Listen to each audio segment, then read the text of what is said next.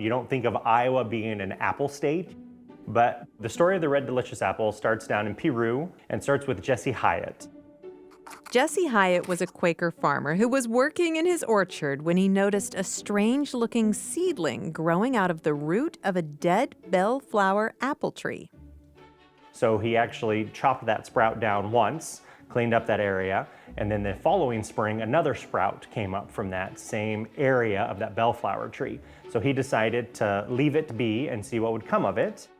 The sprout became a tree, and Hyatt found its apples were unlike anything he had ever seen.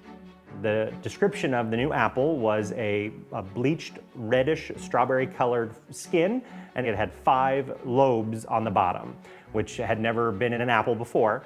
So he tried it. He thought it was the best apple he'd ever tried, and he actually named it the Hawkeye apple after the Hawkeye state of Iowa. Several years later, when a wealthy nurseryman named Clarence Stark began a search for a new apple cultivar, Hyatt entered his Hawkeye apples into the contest. Mr. Stark walked around and actually carried a little booklet in his breast pocket of names for future fruits and vegetables when he came across them, and he had had one for many, many years waiting to be used, which was Delicious.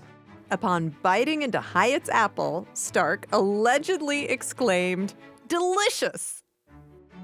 And he was so excited to figure out where these apples came from. And in the process of shipping and unpacking at the show, Jesse Hyatt's information got lost. Thankfully, Stark persisted in his search for the perfect apple, and he hosted another competition the following year. And Hyatt, unaware that he had won the previous year, entered again. This time, the entry form was not lost, and Hyatt was rightfully proclaimed the winner.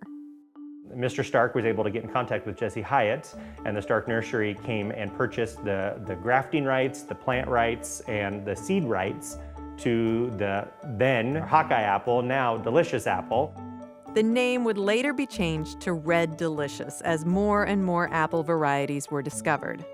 And though the Red Delicious no longer enjoys the market dominance of its heyday, its story remains a lesson in perseverance and holds a special place in our state's agricultural legacy. There's an apple tree still there to this day. There's a marker in the field as well. In our community, it is something we are very proud of.